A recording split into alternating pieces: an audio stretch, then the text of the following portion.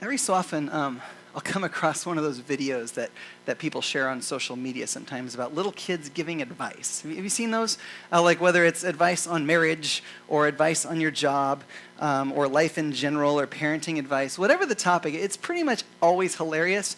And every so often, it's actually deep, some of the things the kids will say. In fact, in honor of Tax Day being this past week and how much fun that is, I brought one on kids giving financial advice. So if Tax Day left you kind of sad and distraught, maybe this will help. Watch this here. What do you recommend I do to stay out of debt? Don't buy anything. Where should I put my money so it'll grow? In like a baggie or like a money case. In your pocket. If I put it in my pocket, it'll grow? Yeah. How does it grow in your pocket? Put some seeds in it and close it, and then put some water on it, and pay for it. What is financial freedom? To have freedom to you can go swimming without telling the government. Donut day. Why is financial freedom Donut Day? So it's free donut day. So it doesn't cost any money? Mm-hmm. So if we just could have free donuts all the time, then we'd be good? Yeah. What do you feel is the most important thing to do with your money? Save it. Why do you want to save it? So then you can do more stuff.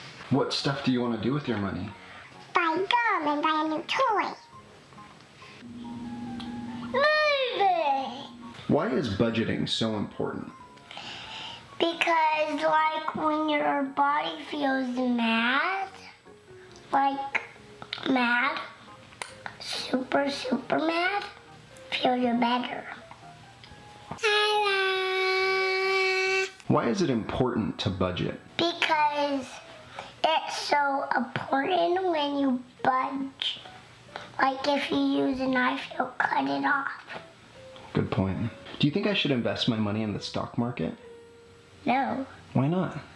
because then you won't have enough money to buy anything.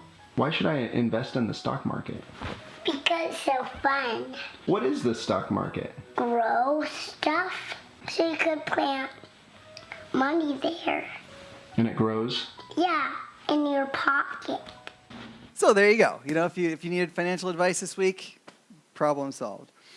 Well, I bring that up because actually in today's Bible passage, the Bible is going to encourage us to learn some lessons from a 7-year-old who was a king at the time. And what I love about this passage is it answers this question. When life feels just kind of off track in some area, you know, whether it is your finances or it's your marriage or it's your job or it's your spiritual life, when life is off track, how do you get back on track and stay there? We're actually going to learn that from a 7-year-old king, where we'll pick up the story here in 1 Kings chapter 11. It's somewhere around the year 835 BC. And the kingdom, the nation of the Jewish people at the time is actually split into 2 different kingdoms. They had this little rift thing that happened a few chapters ago. And now you have this kingdom of Israel in the north and the kingdom of Judah in the south. And they each have different kings. And for the most part, the kingdom of Israel in the north has been doing pretty terrible. King after king, once they broke away from Judah, has worshipped these idols and promoted the people to worship the idols. Some kings have even gone so far as to kill anyone who worshipped God instead of the idols or any prophets. And it's just kind of a giant mess. Judah, on the other hand, has been doing pretty well for the most part, except for 2 or 3 kings that just took power recently in the last couple of chapters. The first king who took power, who didn't do a very good job, was a guy named Jehoram. And once he took power, he started to take Judah in the same direction as Israel. He started to encourage people, let's worship idols like they do. And then he dies, and the guy that takes over after him, Ahaziah, continues and kind of does that even more with the people. Yeah, he had the right idea. Let's worship idols and forget God. So God gets tired of it, basically, and says, all right, I'm going to appoint this one guy to just clean house here. And he appoints this really cool guy named Jehu as the king in Israel. He says, Jehu, go fix all this. Get rid of the idols, get rid of the people promoting it, just do it. And it's almost like a Liam Neeson or a Die Hard movie. He just goes in and takes everybody out who's a problem, okay? And including those kings, Jehoram and Ahaziah. Though, as chapter 11 tells us in verse 1 here, that's not the end of it. Look at this. Chapter 11, verse 1. So when Athaliah, mother of Ahaziah, try to keep all these names straight, saw her son was dead, she proceeded to destroy the whole royal family. It's like, Taken ends, and you're like, oh, Liam Neeson got all the bad guys. Then, oh, no, there's Taken too. They have family. Same thing. Okay. Oh, Jehu won. He got Ahaziah. He's got a mom, and she's not nice. Okay, so check this out. She proceeds to actually destroy the entire royal family. Okay, which, by the way, if you like Game of Thrones and stuff like that, don't raise your hand because it's bad. But read the books of 1st and 2nd Kings, because this is like better than Game of Thrones, and it won't fill your mind with a bunch of sexual garbage in the process. Okay, I mean, look at what happens here. Verse 2. But Jehosheba, the daughter of King Jehoram and sister of Ahaziah, took Joash, the son of Ahaziah, and stole him away from among the royal princes who were about to be murdered. Okay, lots of weird names in there. Simple thing. Bad guy died. Mom's mad. She starts killing the whole royal family. One person grabs one of the princes and hides him so she can't kill him. Okay, with me so far? She put him and his nurse in a bedroom to hide him from Athaliah, so he was not killed. He remained hidden with his nurse at the temple of the Lord for 6 years while Athaliah ruled the land. See, HBO's got nothing on this stuff. Look at this. Verse 4. In the 7th year, Jehoiada, who was a priest, sent for the commanders of units of 100, the Karaites and the guards, and had them brought to him at the temple of the Lord. He made a covenant with them and put them under oath at the temple of the Lord.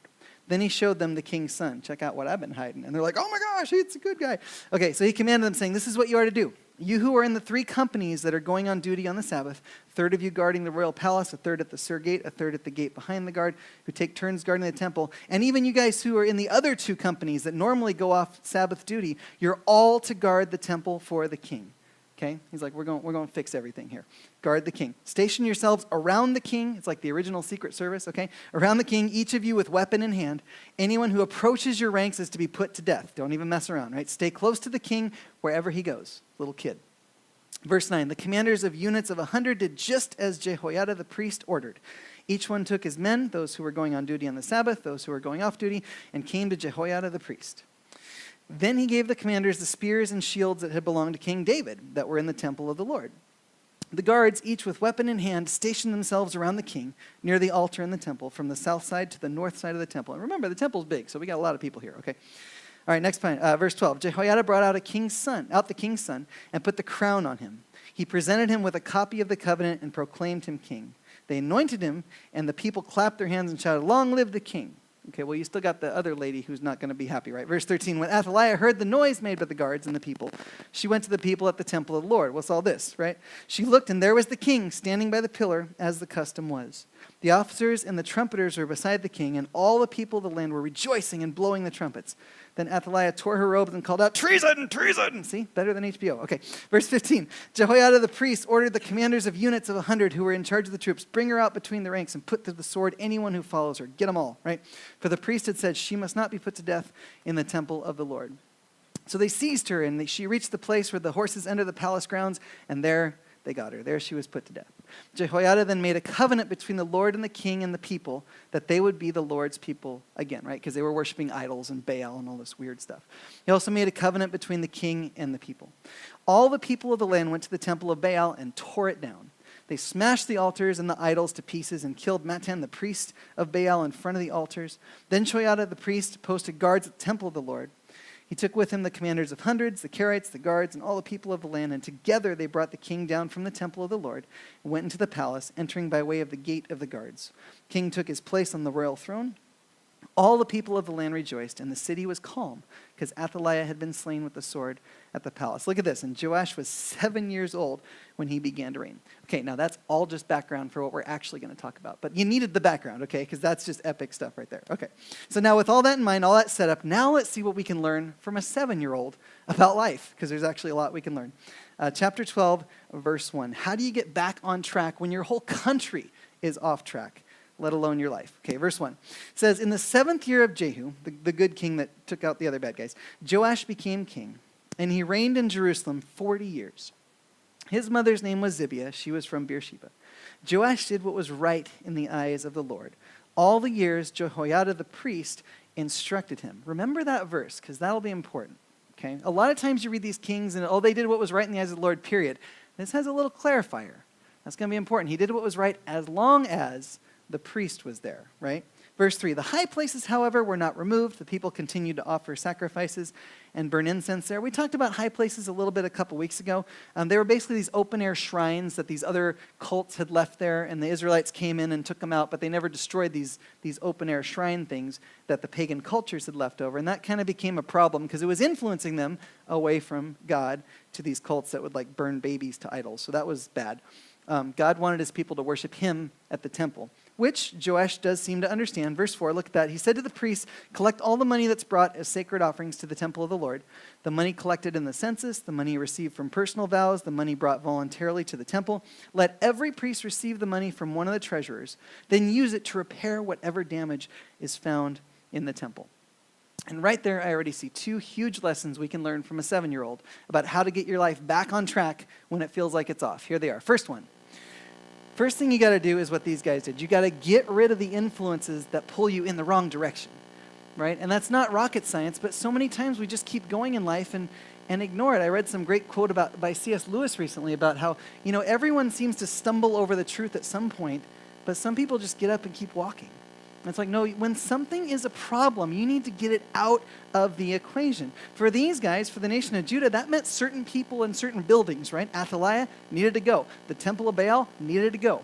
What about for us, right? What tends to influence you in the wrong direction? What tends to pull you away from God's best for your marriage, your job, your life? Is it a relationship with someone or a group of someone's? If so, don't do what these guys did. Okay, well, then I should go slaughter them. No, that's not the point. But do get the principle. You may need to delete them from the equation, get them out of your life. As 1 Corinthians 15:33 says, bad company does corrupt good character. You become who you hang out with in some way. So be careful who you hang out with. If you're going to get on the right track, you may need to cut off some relationships that pull you the wrong direction. But aren't you supposed to witness to them, Matt? Yes, you are. But as long as you're not the one being influenced, you're not doing any good anyway. Let someone else witness to them. Let them go. Right? If you're being a thermometer instead of a thermostat, you think a thermometer reads the temperature of what's around it and reflects it, right? A thermostat sets the temperature.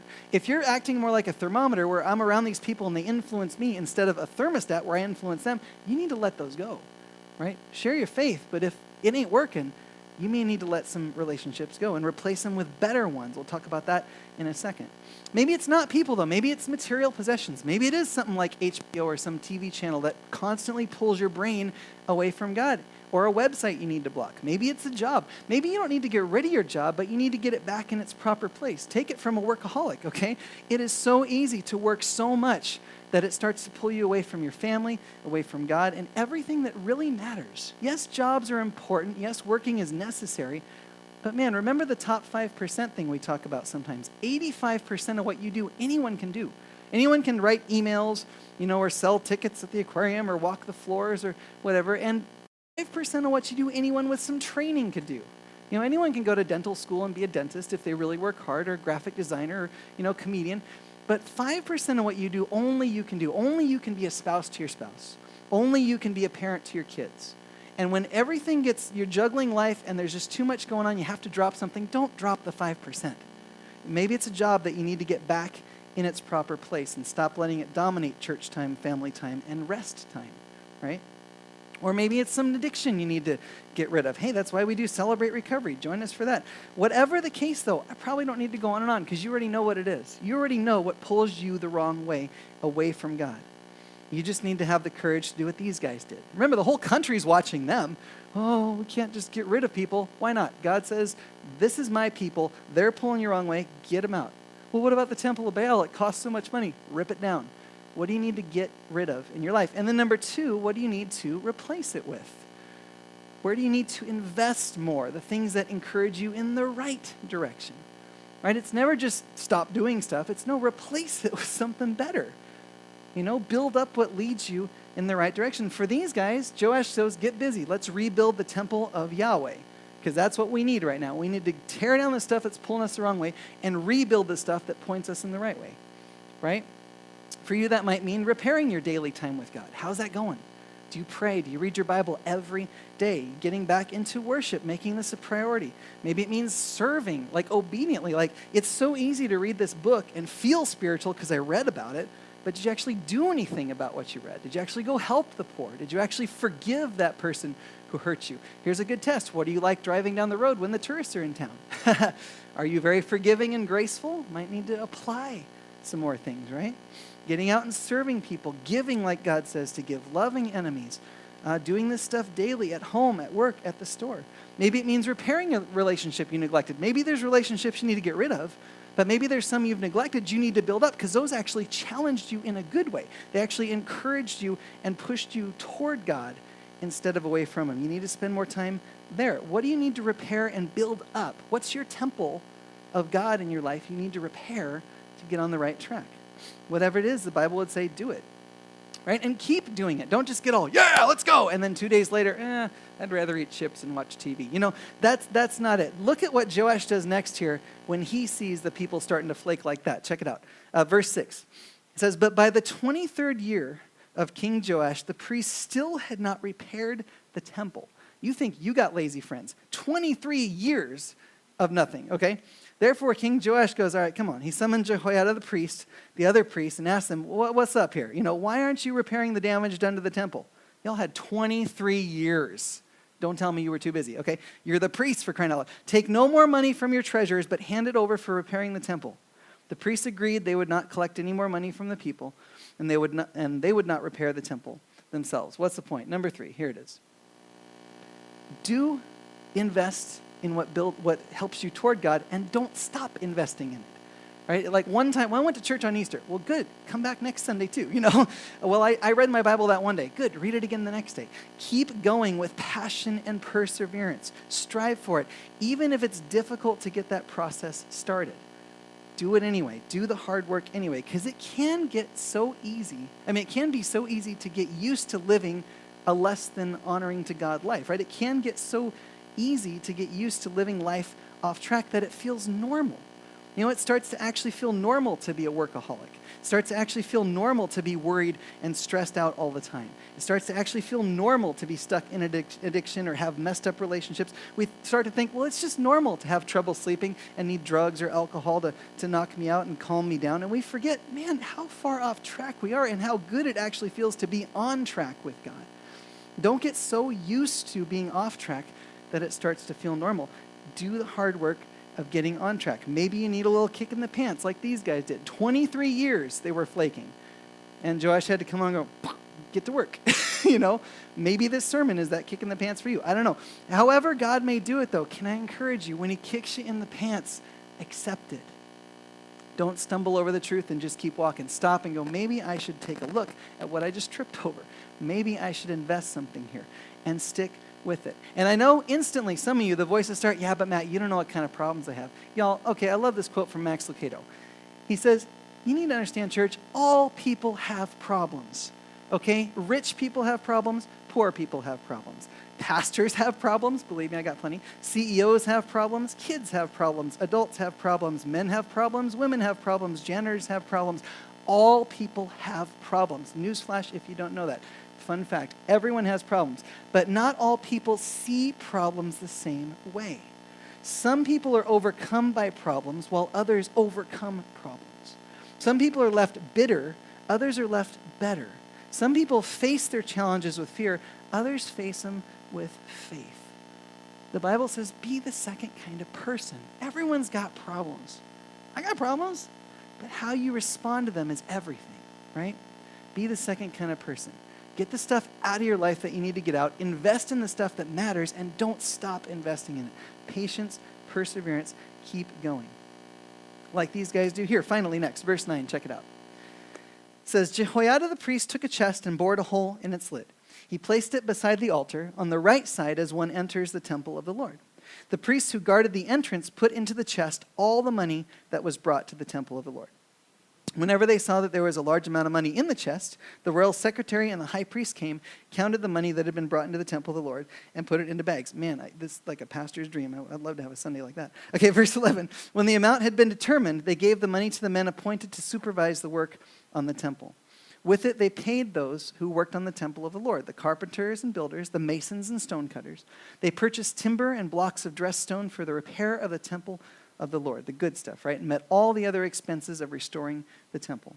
The money brought into the temple was not spent for making silver basins, wick trimmers, sprinkling bowls, trumpets, or any other articles of gold or silver for the temple of the Lord. It was paid to the workers who used it to repair the temple.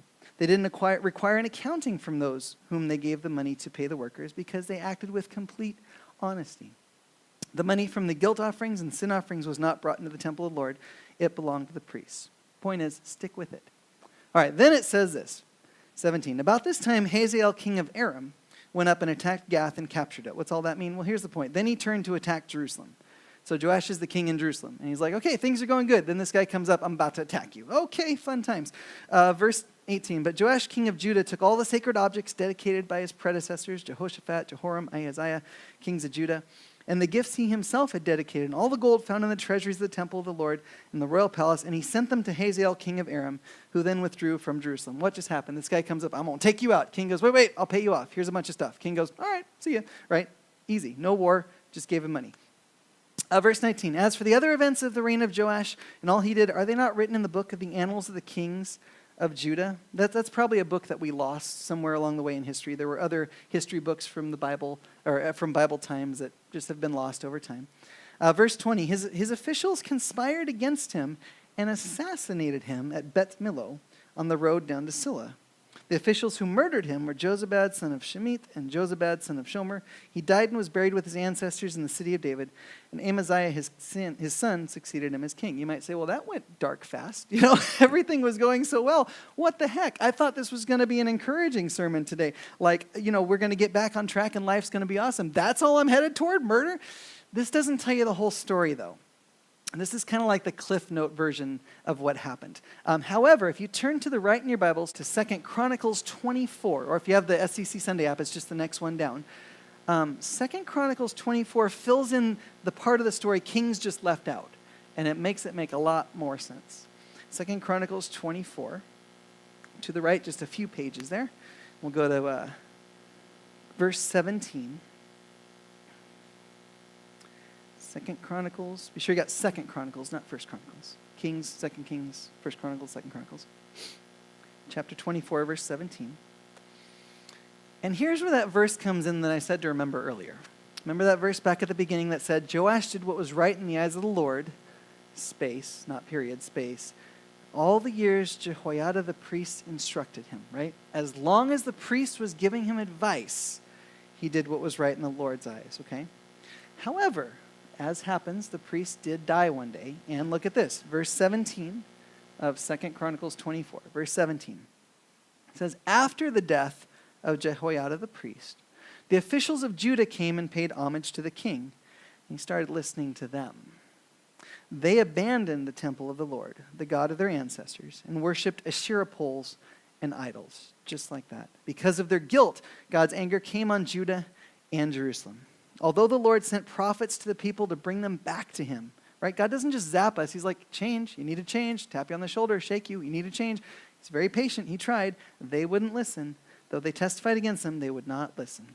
Verse 20, then the Spirit of God came on Zechariah, son of Jehoiada the priest. He stood before the people and said, this is what God says. Why do you disobey the Lord's commands? You're not going to prosper this way. Because you have forsaken the Lord, he's forsaken you. But they plotted against him, and by order of the king, they stoned him to death in the courtyard of the Lord's temple. The king's former best friend's son, the king had killed, because he didn't want to hear what he had to say. King Joash did not remember the kindness Zechariah's father Jehoiada had shown him, but killed his son, who had said as he lay dying, may the Lord see this and call you to account. At the turn of the year, the army of Aram marched against Joash. It invaded Judah and Jerusalem, killed all the leaders of the people. They sent all the plunder to their king in Damascus. That filled in a little more there too. It wasn't as simple as the king came up, here's money, run away. It's like, oh, this guy was a big threat. Okay. Verse 24, although the Aramean army had come with only a few men, the Lord delivered into their hands a much larger army. Because Judah had forsaken the Lord, the God of their ancestors, judgment was executed on Joash. When the Arameans withdrew, they left Joash severely wounded. His officials conspired against him for murdering the son of Jehoiada the priest, and they killed him in his bed. So there's the whole story. So he died and was buried in the city of David, but not in the tombs of the kings. Ouch. Those who conspired against him were Zabad, son of Shemith, all these other Hebrew names. Okay, verse 27. The The account of his sons, the many prophecies about him, and the record of the restoration of the temple of God are written in the annotations on the book of the kings. Just read that, right? And Amaziah, his son, succeeded him as king. So see, it wasn't just as simple as, well, things went good, and then out of nowhere, people murdered him. It's like, no. He lost two very important connections that very quickly spiraled him downhill, right? And here are the two connections. Not how do you just get on track, how do you stay on track? You need two things. You need to stay connected to God in your own relationship. And you need to stay connected to people of God, right? People, his church for us. You need to stay connected to him. It's a non-negotiable in your own relationship with God. It doesn't tell us, but it sure seems like maybe the king didn't have his own relationship with God, didn't it? Because as soon as the priest dies, all of a sudden, okay, let's go follow idols now. I don't think he ever really got his own connection to God. But maybe he did, and it was just a bad influence. Either way, it doesn't tell us, but we know what we can do. Don't miss your daily time with God. Stay close to God, your own relationship with him. You need your own, where you read your Bible daily. You come to worship Sundays. You talk to God in prayer. Not one you have through your spouse or a relationship you have through the pastor. You need your own relationship with God, where you seek to obey him moment by moment. You stay connected to him. And number two, you need to stay in close connection with other people who have a close, authentic relationship with God, right? Both here at SEC and wherever you move from here, whatever church you may find next, make sure they're legit, real believers. There's a lot of churches out there that will say they're Christian or say they have something to do with God. You need to check it out. You need to know what is an authentic church and what isn't. SEC 101 starts May 2nd. There's a plug for it, okay? But the point is, you need to stay connected to other genuine believers. Because you have to understand, you simply will not make it in this Christian life without those two things, and you need them both, right? The Bible is abundantly clear on that. Because just like with Joash, there are plenty of voices out there that are more than willing to pull you other directions, away from God. This direction, that direction, whatever.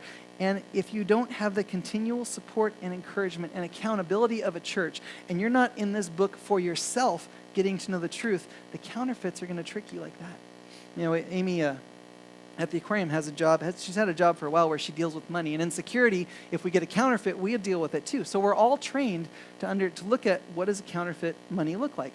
And the easiest way to recognize a counterfeit is to know the real thing as best as possible. Because when you get a counterfeit, we pass it around sometimes. Some of them are good fakes. Some of them are really terrible. We got Hollywood money the other day. It actually said, this is for motion pictures only. That was a terrible fake. But we get other ones that are very, very legit looking, and so you're feeling them. It just doesn't feel right. It just doesn't look right. Benjamin Franklin's eye is a little wonky. The better you know the real thing, the easier it is to tell a counterfeit.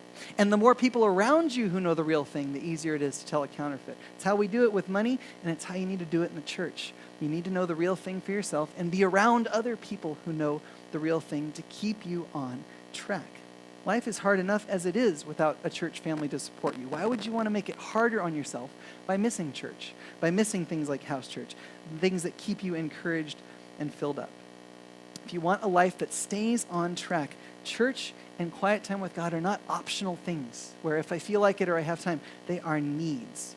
You know what it really reminds me of too? I saw this video, and I'll close with this. I saw this really cool video a few weeks ago. This British runner named Johnny Bromley.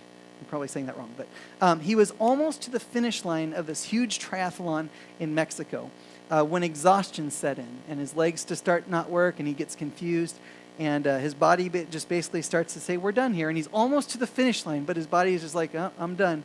But it's what happens next that you might need a tissue for. Now, Johnny has to win and to be sure of taking the title, and right now he seems to have lost control of his legs. And this is worrying. Oh, and he's starting to slow. And there is a little way to go. There's half a K to go. And Johnny is running out of time and is losing. He's losing his sense of direction. This is worrying. Oh, goodness me. This is a horrible sight.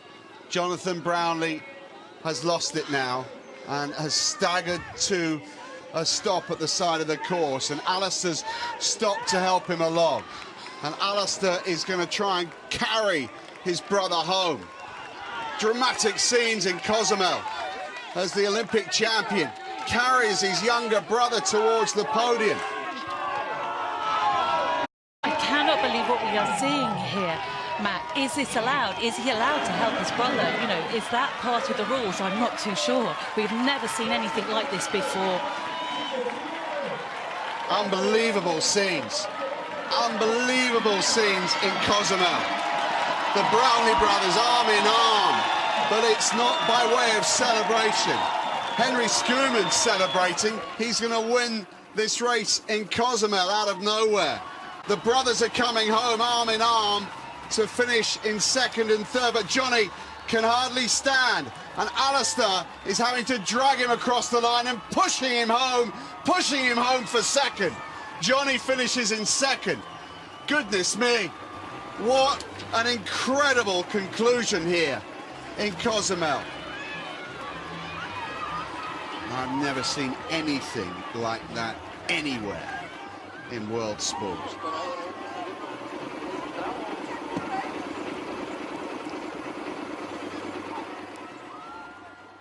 Y'all, I've seen that somewhere before. Not in world sports, but I've seen it. It's called church. You know, when you are too exhausted from living life out there, when this world leaves you in a place where you're not even sure how you're going to take another step in some way, in your marriage, in your job, just in life without losing your sanity, when you start to lose your way, God gave you brothers and sisters to come alongside you and help carry you across the finish line. That's called church.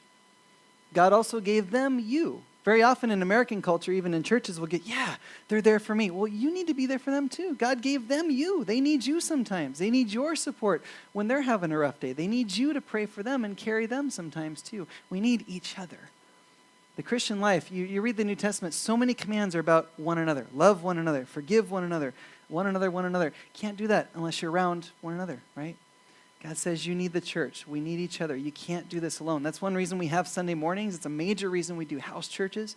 God set this church thing up so you need each other. You can't do it alone. Read 1 Corinthians 12. It's very clear. It says church is like a body, and you're just one finger or one eye. You can't do this without the rest of the body. You need each other. I mean, imagine if either runner on that thing had said to himself, you know, I don't need my brother. They've had an accent. I don't need my brother. You know, I can do it myself. Thank you very much. It's my race, and I'll do it my way. Would have been a very different ending, wouldn't it? Probably one more like Joash's, sadly. But thankfully it wasn't. So how do you want your race to end? The Bible says the Christian life is like a race, right? How do you want your race to end, your story to go? God shows us exactly what to do. We just need to take a lesson from a 7-year-old. Let's pray together. Father, thank you for the lessons that you've put in this precious book we call the Bible. Pray we learn from them. Pray we learn from Joash's story, from the good parts and the bad parts.